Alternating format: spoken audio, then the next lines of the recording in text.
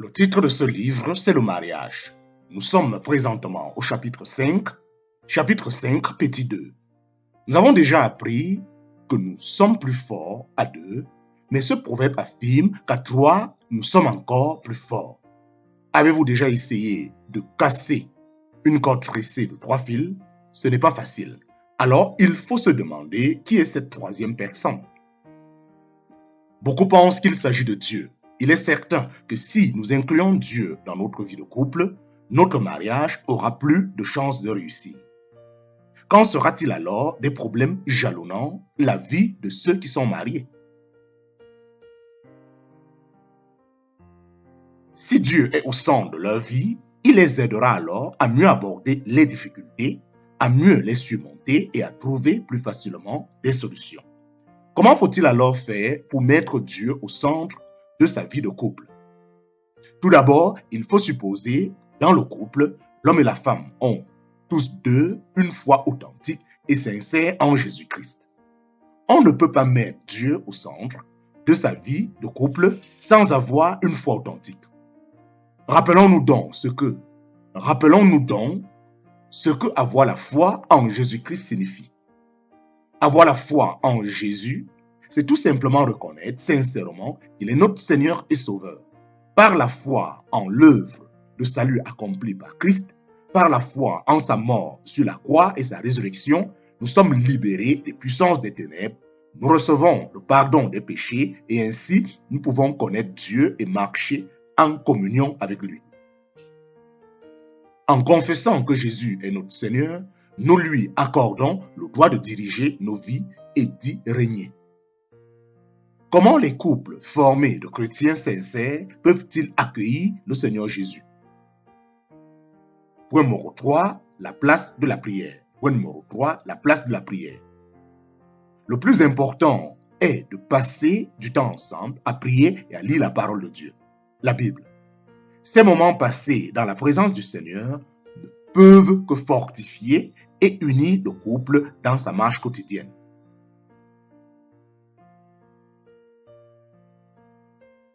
Ces moments peuvent aussi l'aider à aborder sereinement toutes les difficultés auxquelles il peut se trouver confronté. Par la prière, nous communiquons avec Dieu, notre Père. Nous pouvons lui confesser nos péchés, nos faiblesses et chercher auprès de lui le pardon, son aide et sa force. Par la prière, nous pouvons aussi lui exprimer notre désir qu'il fasse de nous de meilleurs maris, de meilleures femmes, de nous accorder plus de patience et de sagesse. Nous pouvons aussi prier pour notre femme ou notre mari, ce qui est une façon d'exprimer notre amour envers lui ou elle. Par la prière, nous communiquons avec Dieu, notre Père. Nous pouvons lui confesser nos péchés, nos faiblesses et chercher auprès de lui le pardon, son aide et sa force. Par la prière, nous pouvons aussi lui exprimer nos désirs, qu'il fasse de nous de meilleurs maris, de meilleures femmes, de nous accorder plus de patience et de sagesse. Nous pouvons aussi prier pour notre femme ou notre mari, ce qui est une façon d'exprimer notre amour envers lui ou elle. Point numéro 4, le rôle, la lecture de la Bible. Le rôle, la lecture de la Bible. Lorsque nous prions, nous parlons à Dieu et lorsque nous lisons la Bible, nous écoutons Dieu nous parler. Tout chrétien qui confesse que Jésus est son Seigneur a soif d'écouter ce que Dieu dit. Et nous pouvons écouter Jésus à travers la lecture de la Bible.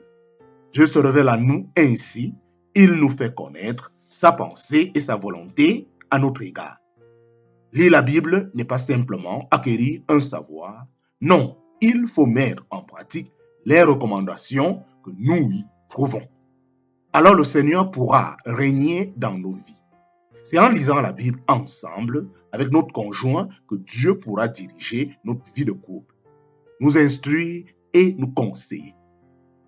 C'est aussi en lisant la Bible à deux que nous découvrons toute la richesse de l'amour de Dieu, dont nous devons nous inspirer afin d'honorer le Seigneur.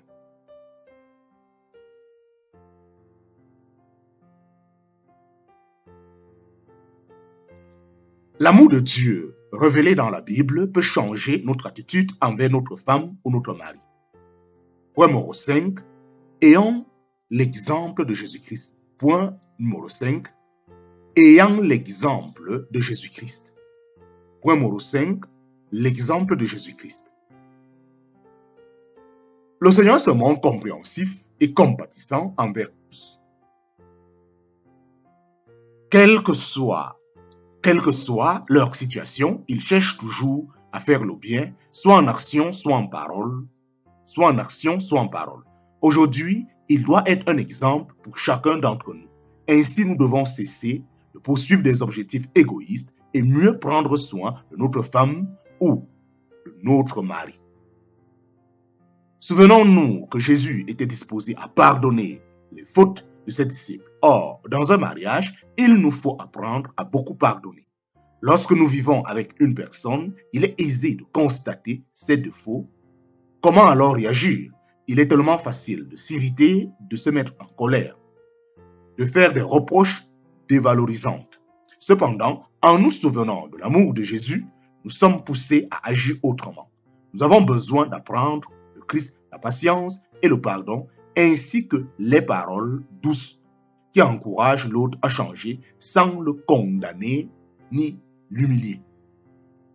Voici ce que nous pouvons apprendre de l'amour de Christ et comment nous devons mettre en pratique son enseignement dans notre vie de couple. Passons donc avec notre conjoint, toujours plus de temps avec Dieu, convaincus que la prière et la lecture de la Bible nous aideront à porter dans nos vies des fruits qui honorent Dieu, absolument certains qu'elles permettront que notre mariage soit comme cette corde tressée évoquée par les Écritures difficiles à briser. Fin du chapitre 5. Chapitre 6 de ce livre. Chapitre 6, la soumission des femmes. Chapitre 6, la soumission des femmes. Nous allons nous pencher sur un texte biblique parlant du mariage et exhortant les maris à aimer leurs femmes et les femmes à se soumettre à leur mari. Cette étude s'étalera sur 2 chapitres et nous commencerons avec l'exhortation qui s'adresse aux femmes, leur parlant de la soumission envers leur mari. Ce sujet est important car il est souvent mal compris et peut malheureusement conduire à des abus et à des maltraitances. Lisons d'abord le texte dont il est question. Il s'agit de la lettre de Paul aux Éphésiens, chapitre 5, versets 21 à 30. Parce que vous reverrez le Christ, vous vous soumettez les uns aux autres. Vos femmes en particulier, chacun à son mari, et cela par égard pour le Seigneur. Le mari, en effet, est le chef de sa femme, comme le Christ est le chef de l'Église, qui est son corps et dont il est le sauveur. Mais comme l'Église se soumet au Christ, de même, la femme se soumet en toutes circonstances à son mari. Quant à vous, mari, que chacun de vous aime sa femme comme Christ a aimé l'Église. Il a donné sa vie pour elle afin de la rendre digne de Dieu. Après l'avoir purifiée par l'eau et par la parole, il a ainsi voulu se présenter cette Église à lui-même, rayonnante de beauté, sans tache, ni ride, ni aucun défaut, mais digne de Dieu et irréprochable. Voilà comment chaque mari doit aimer sa femme comme si elle était son propre corps. Ainsi, celui qui aime sa femme s'aime lui-même, car personne n'a jamais haï sa propre chair. Au contraire, chacun la nourrit et l'entoure de soins, comme le Christ fait pour son Église. Que chaque mari aime donc sa femme comme lui-même et que chaque femme respecte son mari. Point numéro 1, les abus. Point numéro 1, les abus. Nous constatons que les hommes ont facilement tendance à dominer leurs femmes.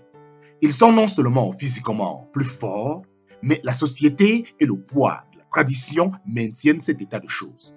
Ainsi, les hommes peuvent utiliser ce verset qui enseigne que la femme se soumette en toutes circonstances à son mari pour justifier une domination abusive et tyrannique. Certains maris pensent que leur femme leur doit une obéissance aveugle et ils la réduisent quasiment à l'état d'esclave. Or, cela ne correspond pas au dessein de Dieu pour la femme.